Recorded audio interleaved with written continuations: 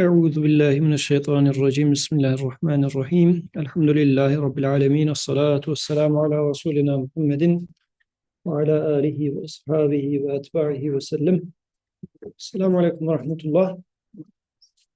Alhamdulillah, we have been studying contemplating on Quran with Quran about taking Quran as a book of invitation. So it's been very fruitful discussions. We start by saying conveying the message as a responsibility, and then doing it with wisdom. Then slides are going a little slow. Okay, we talked about priorities from this narration, which also reflects the order of revelation, as Aisha radiallahu anha was mentioning. The matters about Iman and Akhirah was mentioned first. Do's and don'ts about the law came to the very end. Then we further talked about how to make it step by step. And now this brings us to our next stage. Normally, I added this slide this week. Normally, the plan was to go with doing it gently. But as I was looking at the verse, I realized that actually the set of verses were interesting. So I decided to pick right previous verse about like doing it gently, making invitation gently. What is it? Slacking? Like being lazy, ignorant. I mean, ignorant in the sense that not knowingly, but lazily avoiding to do it. Is the instant messaging app Slack? Is it the same thing? Yeah. Really? So this is from Surah Taha. I mean, the context of the verses are very interesting also. It starts with Musa alayhi salam asking from his creator for like the famous dua, Rabbi shrah li sadri wa yassir li amri. So that dua where he says, oh Allah, expand my chest, make my job easier. Take the knot from my tongue so that my language is going to be understandable and easy. And then وَجْعَلْ لِي وَزِيرًا مِنْ أَهْلِي, bring a helper, a wazir from my family, Harun akhi, my friend Harun, my brother Harun.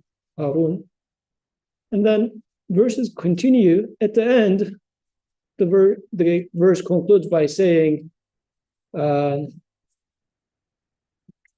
Musa, whatever you have asked is granted. And then says, as we have granted to your mother before. And then a different stage. Now the creator continues the conversation as a response to his dua, says, okay, I gave it to you, meaning Harun is going to be your friend, your helper. And then reminds about how he helped him in the past. Then there's this part of the verses. And then comes, after this sort of dialogue, the creator responds, now brings it to job description. As if he asked, the creator said, I gave it to you as I have given to you before, and now let's talk business. And he says, اذهب أنت وأخوك بآياتي ولا تني في ذكري.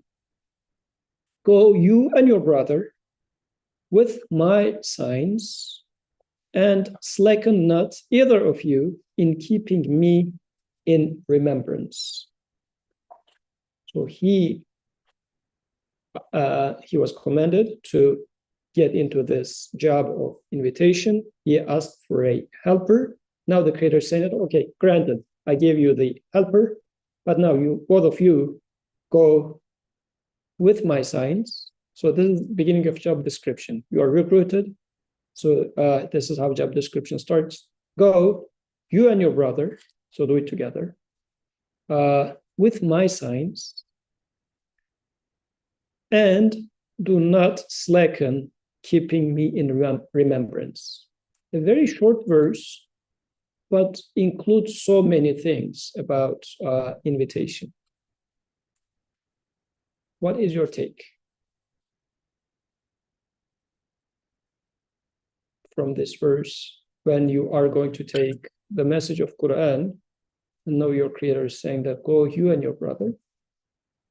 What do you get from this verse as a guide for conveying the message of Quran?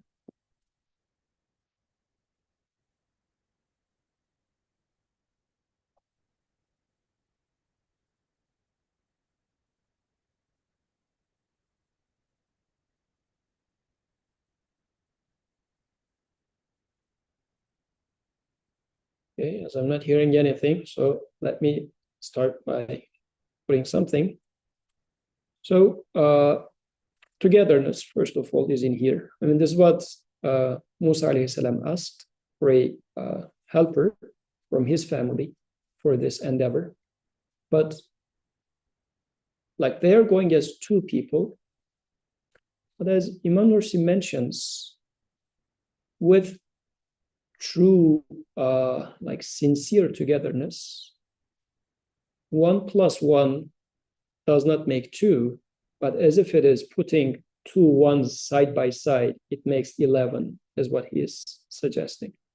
So he says, with true sincere brotherhood or fellowship,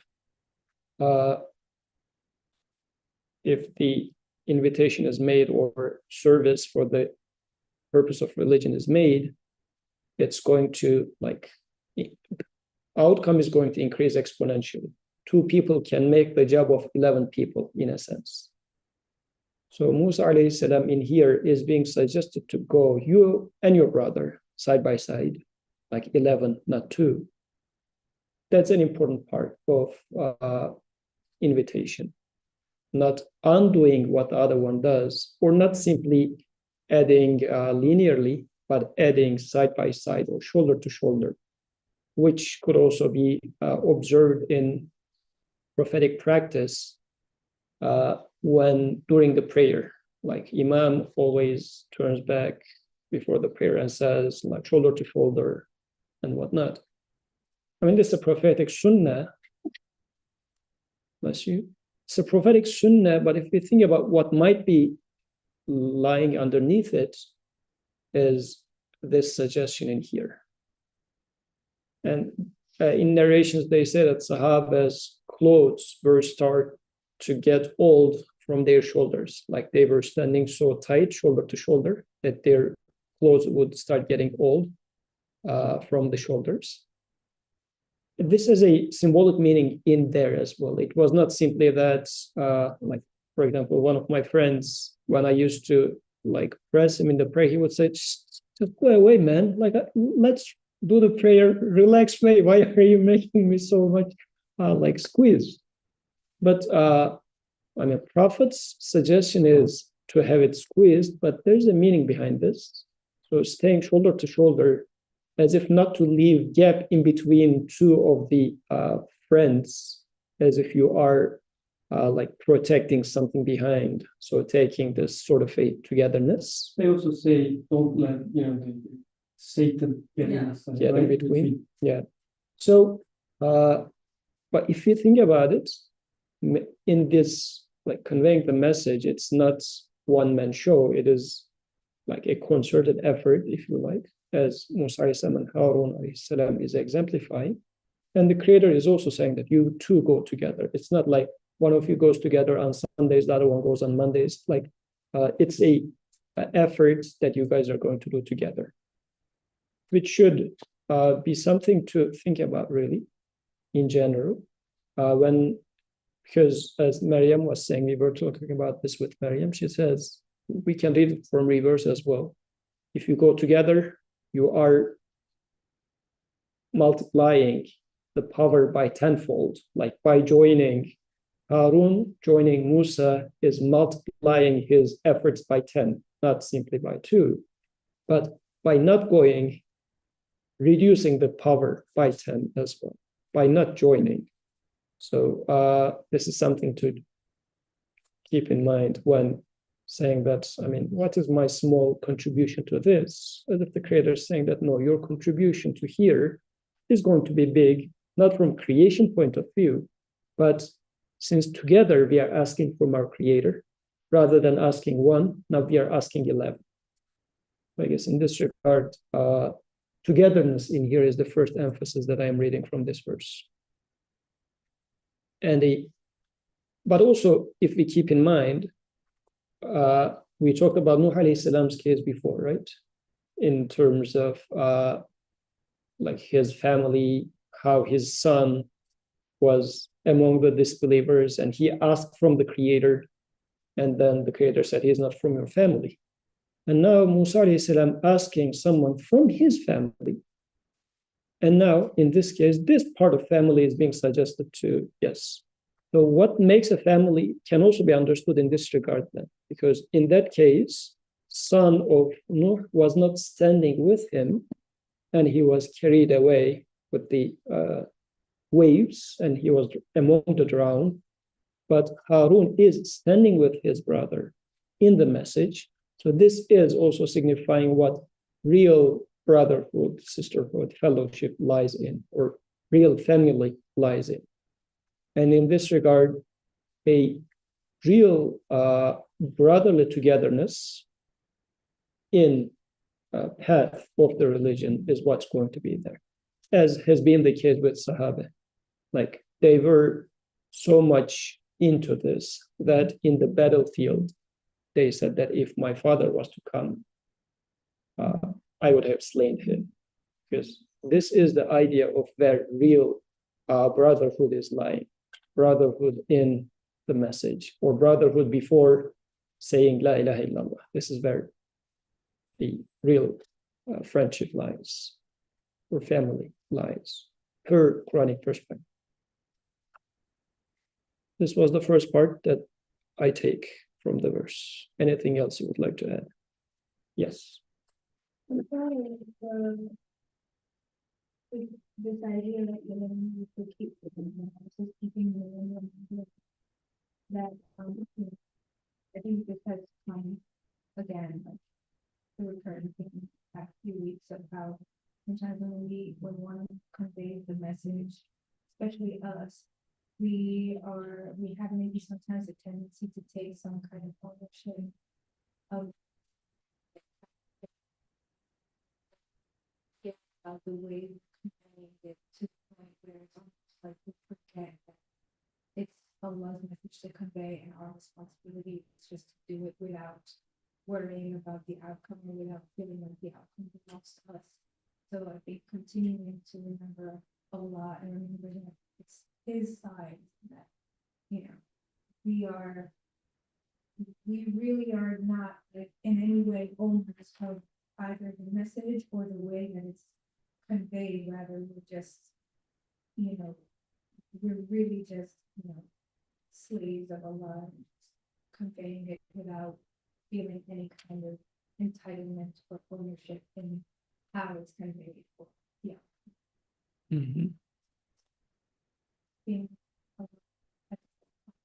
Yeah. So just as a joke, but real, like there was this Turkish movie. So we have this guy who is, Assalamu alaikum. So we have this guy who is saving the Turkish state from all the bad guys. And like he is so much occupied with saving that he doesn't have enough time to do the prayers. At one point in the movie, entire movie, it is the Fajr time. So he goes and takes wudu, and then Muezzin is calling azan. This is happening in Iraq. This was the movie about Iraq. So he's so big that he is now also saving Iraq, not only Turkey. At this moment, somebody shuts the Muezzin. He was about to do the prayer once in the entire lifetime of the movie, but then it's time to save the world. So he couldn't even pray once even in the entire movie. Sometimes it's happening that sending the message to others, I don't take the message to myself. Like this is such a a funny anecdote in that example, but I feel like in here, don't forget remembrance of me, because you are delivering message. It needs to first get into here and keep alive in here. It's not that once in a lifetime you reach that. Okay, you got revelation from your creator. You are chosen. Actually, before these verses, this is how it goes. The creator says to Musa alayhi salam, I have chosen you for myself. Like, wow. I mean, this is just imagine. It's not only your advisor is saying that, okay, among all the lab people, I have chosen you as the next person. Not your creator is saying that I have chosen you for myself. I mean, the wording as I read it, I was just goosebumps, like creator is saying such a thing to me. Yet he said, don't forget me in remembrance. Zareen had something there. Okay, go ahead. As a side note, I had to convince my supervisor to take me.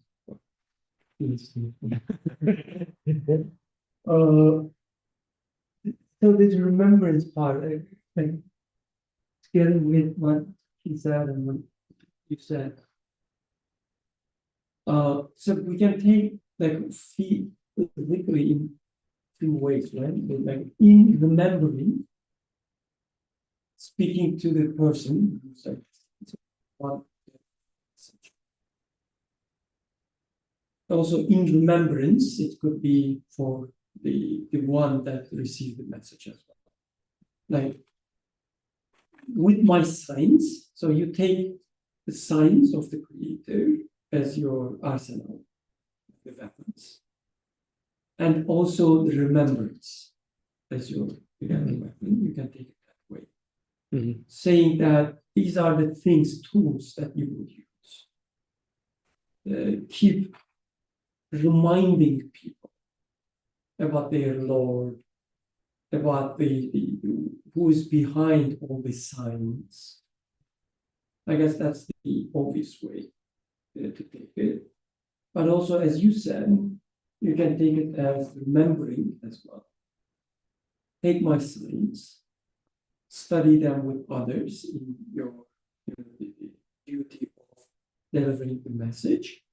And by doing so, also don't forget to remember. So also keep remembering me while delivering the message. So if you are, for instance, teaching a class and it just becomes a repetition and saying that, not maybe classes like this, halakha surahs, right? After a certain period, you attending the discussions, some people would start saying that, oh, we've been studying the same thing again and again. It's not helping me anymore, right? I will do something else. So this kind of saying that it shouldn't happen. Take my signs, and you should keep reminding yourself again and again. But also, like when you take this slack and knot, don't get tired of remembering. Meaning it shouldn't be just repetitive thinking. Like we take usually zikr as, subhanallah, subhanallah, subhanallah, subhanallah, just repeating by tongue. Exactly, by tongue. But when it says don't get tired, if you're just repeating it by tongue, there's no way that you don't get tired. And it's just a muscle movement. Like you are created in a way that after a certain muscle repetitions, you will get tired.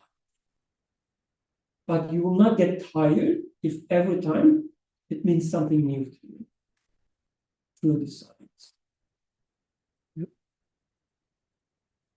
Perfect. And about the science part, let's also maybe put a few words in there. Go to him with my signs. So that part is also interesting because how am I going to convince the person?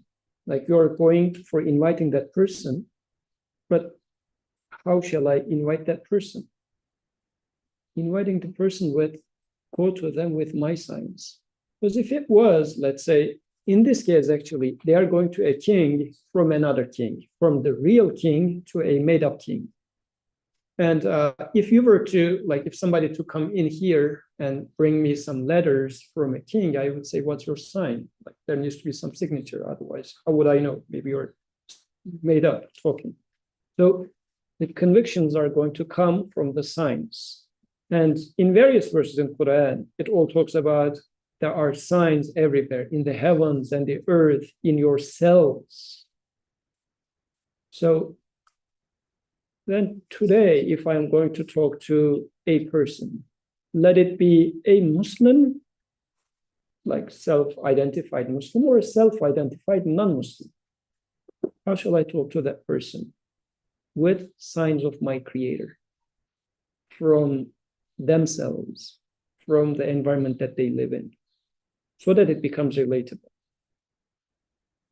So that I can know that you see this signature, you see the same signature in yourself. Like, for instance, you see a signature in your eyes, and these eyes are working with the light that comes from however many light minutes away, like from the sun. Isn't it interesting? Like, you are, this is working with something that comes from, I don't know, millions of kilometers away. It doesn't take it as alien, as if we are right now importing something from China. And as I plug it into this computer, it starts working in this TV. What would you say? Like, whatever made this TV, whomever made this TV, knew the protocol of the device that is coming from China so that they are working properly. Something that's coming from the sun is entering your eyes and it's working fine. Actually, it's perfectly working for that purpose. Like, whomever made the protocol of these eyes must be knowing perfectly how sun is functioning, because whatever we imported from there is working fine in here. Oh, I thought this happened by chance, by itself. It was happening by itself. But it looks like whomever is making the sun right now must be making the eyes in here, because the signature is the same. So coming up with the signs in the existence that are very relatable, very relevant, and I am part of it. Bringing signs, go to them with my signs. Don't go with, like, what else do we go with? Sister Serene, is this something to come up? No, not yet. Okay, this is another one. Is it because you want her to speak, or you don't want her to speak? It's, her hand goes like this, and then your went like this. I said, okay. No, mine is. Okay, it was just a scratch, I guess.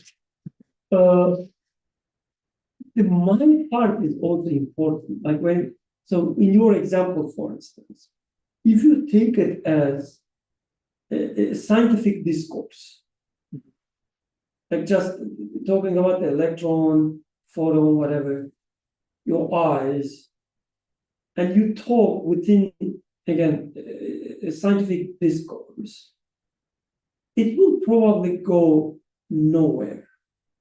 And the person will possibly start arguing, the properties of the photons, your eyes, etc. But when it says my signs, it's almost like saying, like, whatever example you use, your example, for instance,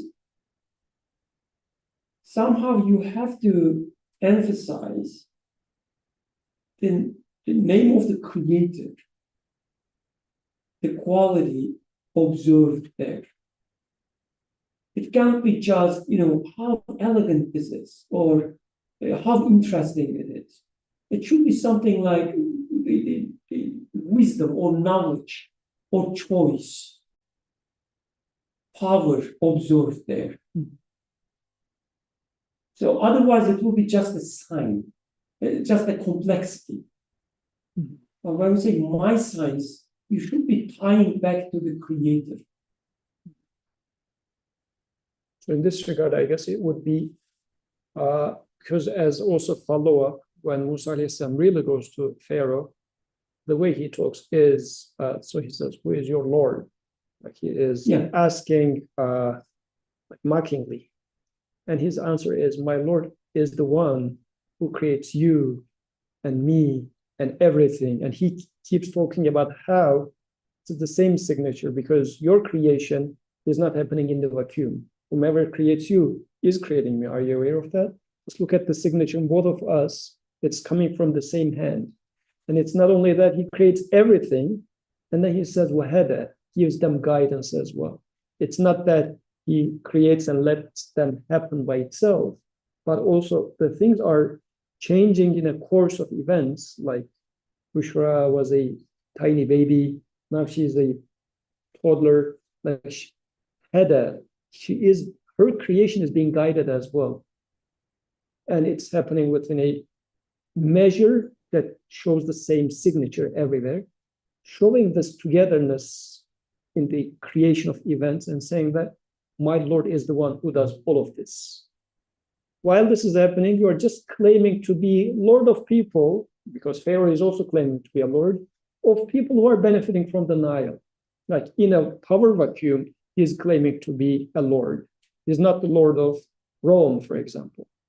He's saying that, what sort of a thing is that? There's no vacuum. In the existence, everything is happening. All of them have the same signature, and none of them resembles your signature. So whomever does one does all. Hence, it is his sign of one and all, and you are not that.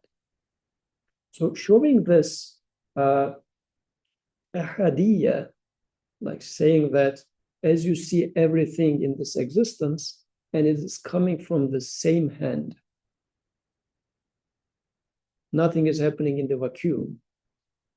Maker of one could only be the maker of all. Maker of all could only be the maker of this one case as well. This is what Quran keeps repetitively bringing to our attention. And in response, as you said, what's a scientific discourse? Isolating it from the environment, just focusing on single cause and effect to say that whether this cause has a share in this effect by using this negative, or in the absence of it, it's not there, in the presence of it, it is there. Therefore, this might have a share and whatnot.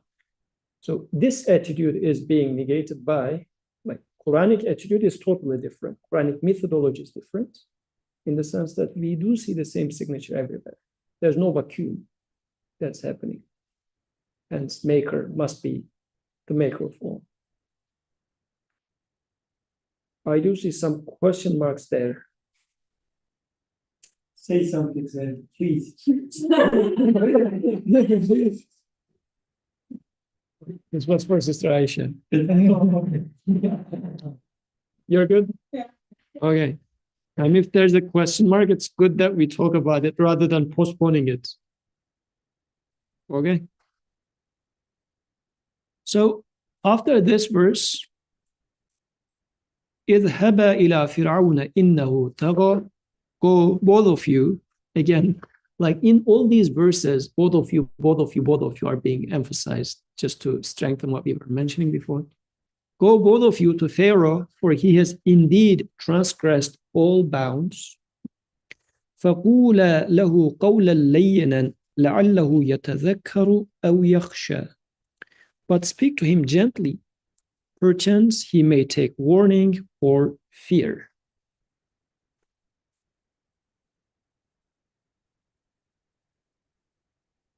That's an interesting case. They are being asked to go to Pharaoh,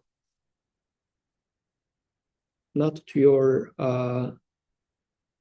kind friend.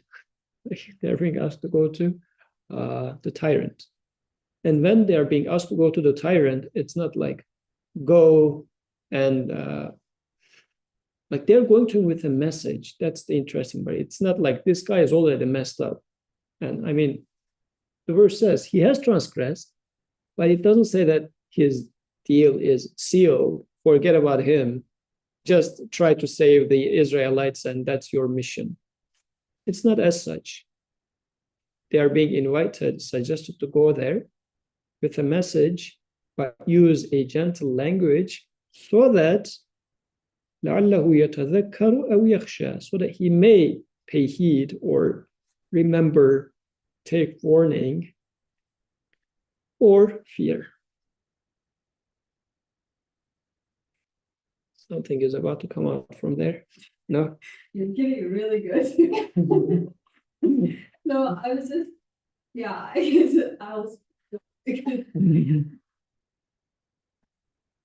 of the word, but at least the maybe wrong, but I don't know, I often hear like, it's too late for me, like I'm already this very negative connotation of like my whatever I'm doing is too big fix, or I'm so obsessed with my work, obviously, like how could I even do this? Like who would forgive this person? Like very negative talk for yourself, or others, like I would never want to be associated with that, like that person has gone astray, like it's beyond God's help, even God would, like it's very big saying like this.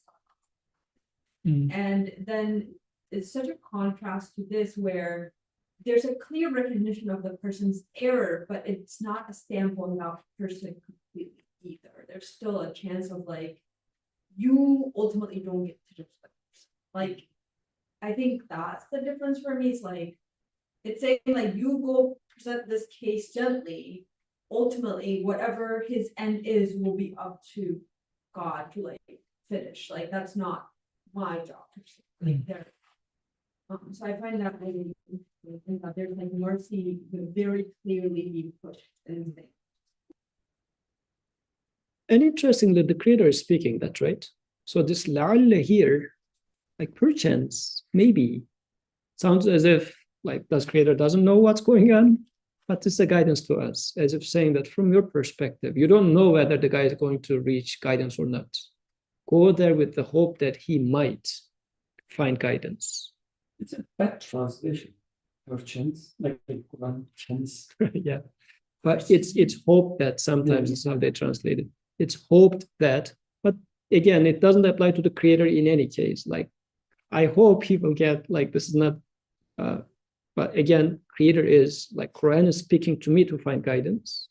So in this case, saying it's hope that he might, so saying you should hope that with the hope, this is the intention you should go with, in a sense, that whether you will pay attention to the message or fear. Fear part, I don't know what to make of it, if you have any comments about it, because the other part makes sense, but yakhsha part, it's not taqwa, it's yakhsha, really, having khashya, not khawf. So these are the three words, like Quran sometimes, and in translations, they all three are translated as fear. Taqwa is translated as fear.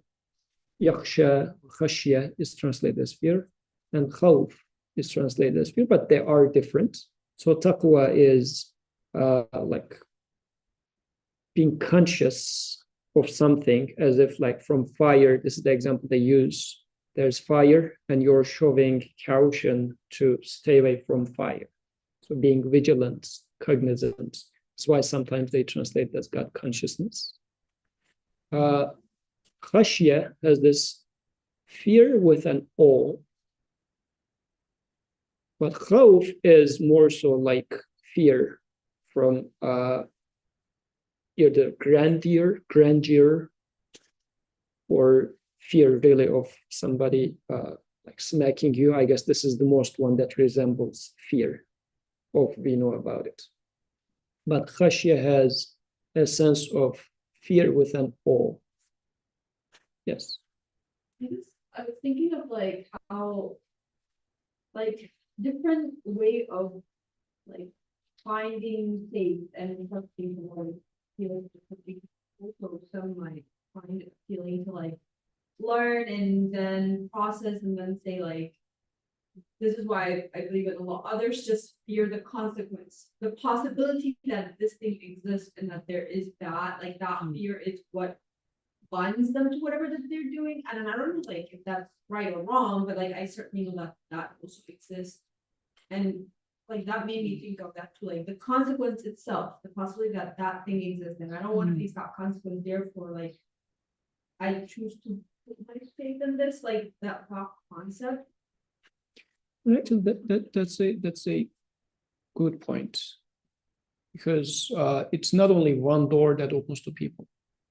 Like it might be that some people are going to, I mean, if I use the word mesmerized, let's say, in khashya, like being in awe.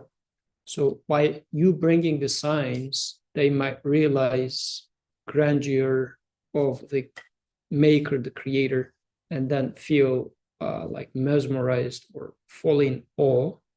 Or it might be that they take the message because you explain them wisdom and signatures and whatnot.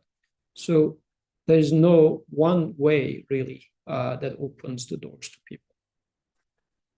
So I think that this might be one way to understand this. Yep.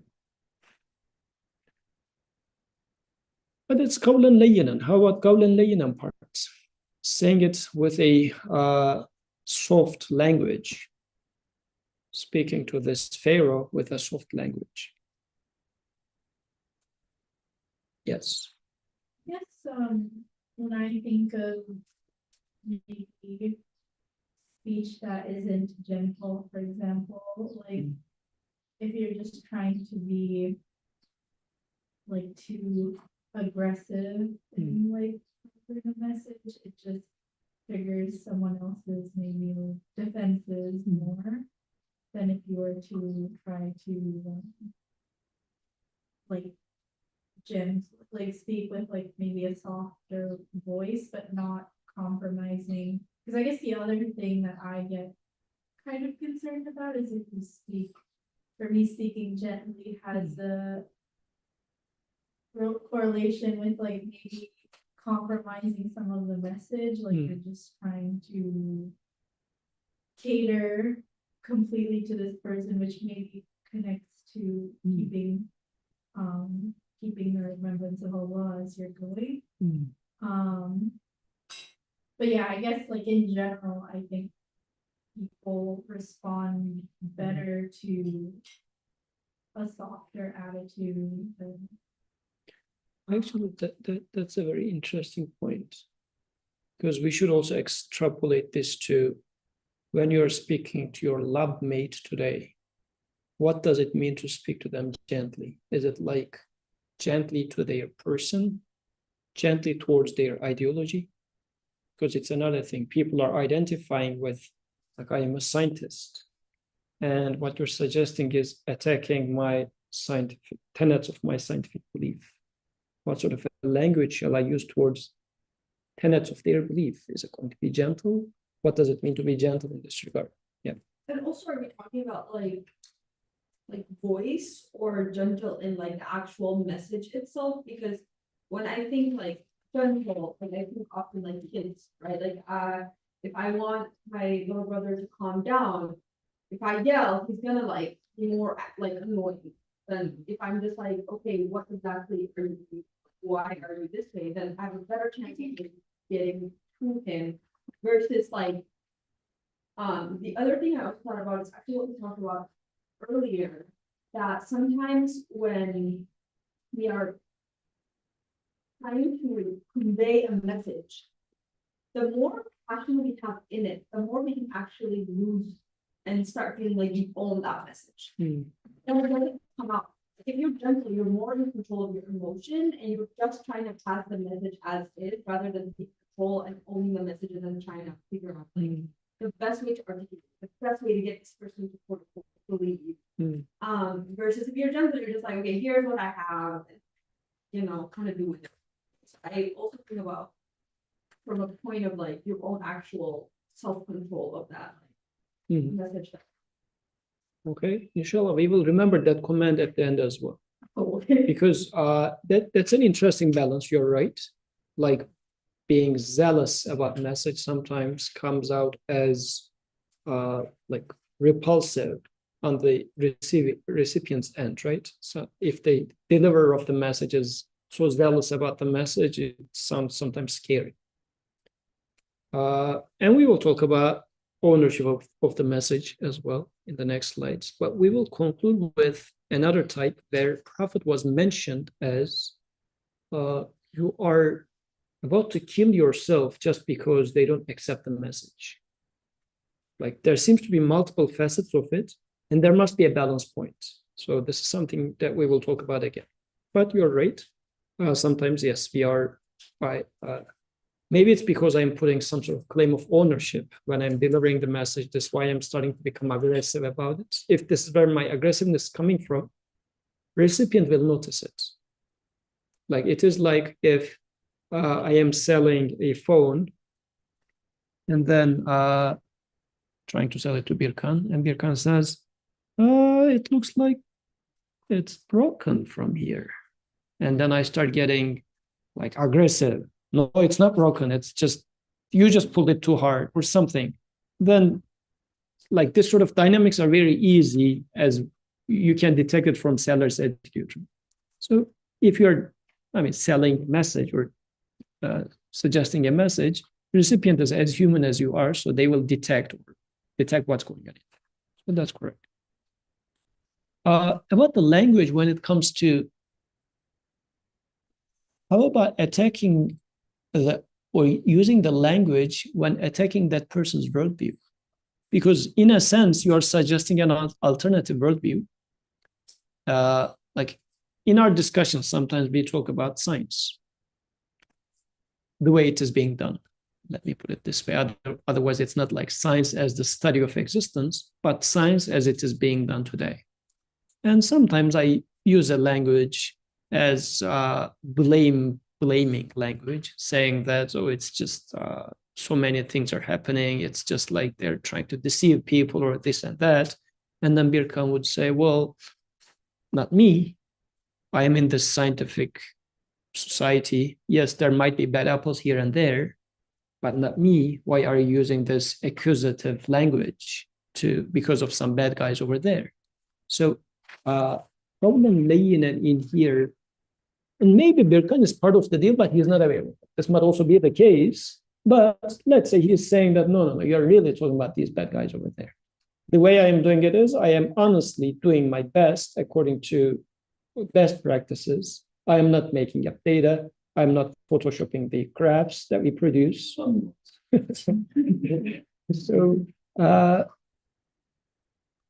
is this counting towards qawlan layyinan? I guess there's also a danger, like, especially with what Nana said, sugarcoating. Like talking gently, in a sense, oh, come on, Pharaoh. Like, yes, you're a great guy, right? You are ruling here, but think about the bigger picture. Right? This is not the way to speak. We know from what's coming next. Right? Just reminding bluntly, if needed, the facts.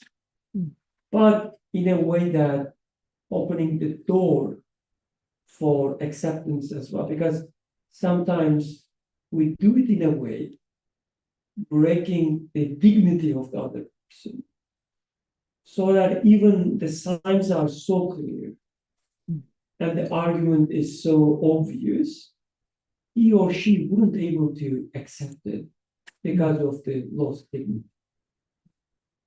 It's as if, like together with what's follows, like speak gently. Maybe we can apply this le'alla part to that. Speak gently so that there will be a possibility of taking the remembrance. Otherwise, don't close the door of the remembrance and the khasha. It's not, as you said, the God not knowing what will happen, but it's telling you that don't do that. He's not being afraid.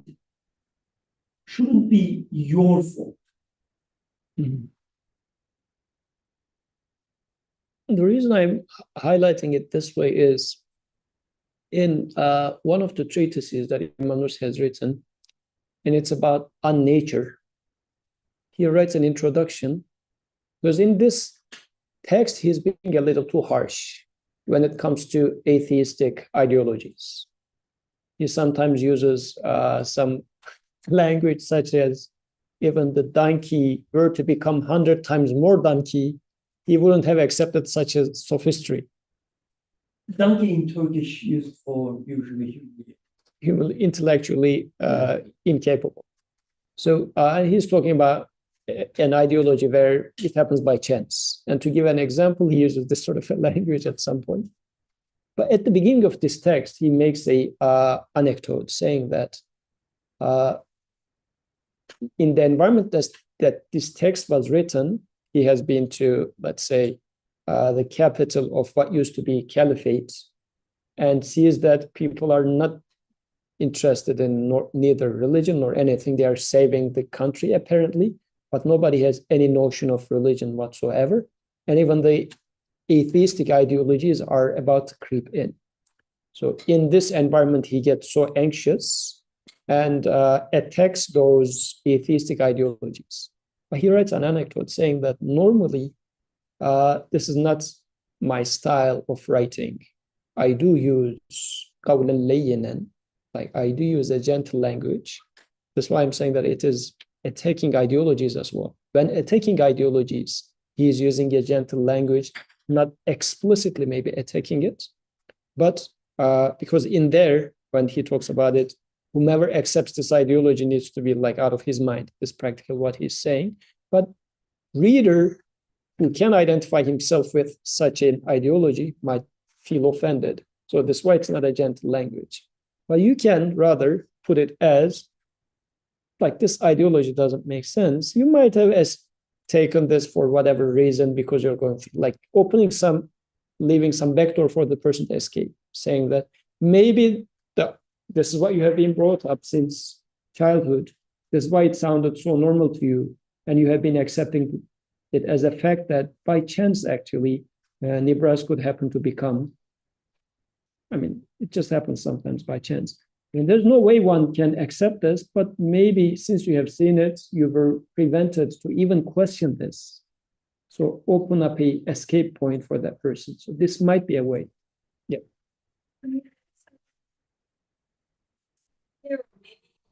With the, to me, it's very like, you can't, the end is whatever. So I think like also maybe the reason why we keep seeing different suggestions is because we humans are also receiving things differently. So it's another way of just accommodating, I guess, all of our needs in that sense. It's like there's different presentation, different communication. Certainly each one of them are presented. So maybe each scenario presents unique time to kind of understand this person, to see like, will they receive it gently better? Is it now that we the voice that's a little bit more? Actually, this is also a very interesting point, because this is being said when going to Pharaoh. Pharaoh is this super arrogant person. So approaching to this arrogant personality type, and everybody could have an arrogance at a certain point. So it's not only 1 or 0.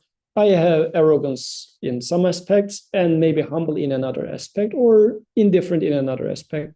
But when talking to my arrogant part, use this this type of language. Because there was another verse. This is being mentioned for the Prophet, and the verse is "Fastar bima turmar." It's a very interesting verse, which means, like, fastar, although it's just 2 words, actually they take this verse as a miraculous example of a balagha. Fastar means give them the message as if to, pierce their head, hit the message to their head so strong that the truth is so clear, as you are commanded. Bima turmar means as you are commanded. So it looks like there are different ways of conveying the message, apparently, according to the person, the circumstances, or the personality type, or even the occasion. But in here, it is referring to Pharaohic aspect. Yes. But isn't these variations that we're talking about, is about the content? Like, for instance, you can remind person about death, or remind person of his witness poverty, etc., you can give the hashim. But even when you do that,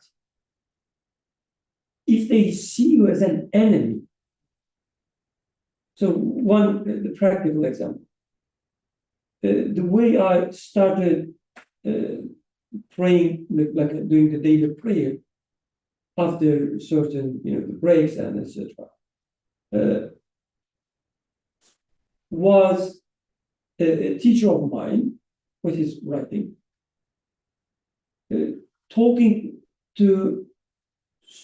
so harsh about people who are not praying, right? As if, getting angry. Like I'm reading the text and it's so angry that I'm not praying. And I read it and I said, okay, I should pray. But when I do that, the person who wrote this was still my friend. Like I didn't have any issue with such a, angry content, because it was not against me. It was against my attitude or the ideology or what I, hold on as. So speaking gently, even if you are talking something that would give khashya, it should be gentle in a sense. The Pharaoh, or no matter who is, even the Ratu, right? She says, sometimes I need such warnings. But even when you had this warning, if you see the one who delivers the message as your enemy or opponent, you will not take it. Like you will start arguing, or you will start trying to beat him or her. You will have an urge to exactly oppose. Yeah. So the content can't be so harsh. You can tell him or her that what he's doing is so stupid, even a donkey wouldn't do it. But even when you say that, if he or she accepts that, he can still stand with you and say, okay, yeah, that was a good reminder, thank you. Mm-hmm. I guess that's the speaking gently part. Yes. But also, even just continuing the idea, the Musa alayhi salam was raised in so also the position that he had, not only is Pharaoh, but also kind of, there is also some kind of, there's like a general hierarchy, but also like a personal hierarchy. So how would he take the message if someone who he had kind of, he reminds him of favors and, he raised you with his house, something was not, how would he react if he came and started speaking to him with such harshness and conviction, like some of the 2-year-olds do in these YouTubes, you see they speak so harshly to remind. So I feel like also, maybe there, because of this personal relationship that is there, that's also another incentive to speak gently. Because, for example, people who are Muslim, but their parents, for example, are not Muslim, they still have an obligation to, be gentle with them and be respectful of them because of this relationship. That makes me also think of the context in which the gently almost have to. So somebody was mentioning this, like a person goes to another one and just speaks very harshly, and the response is, I am not Pharaoh and you're not Moses. And Moses spoke to Pharaoh in a gentle language, so what are you doing? So that was some response in there. Yes. That is correct. Sometimes we are forgetting that. May Allah make us benefit from that, inshallah. It looks like this is going to take one more week. So I was thinking that this would have ended today, but we have more. Really, like Alhamdulillah, this is a very bountiful discussion. Esther Zareen is about to say something this time or no? Not yet?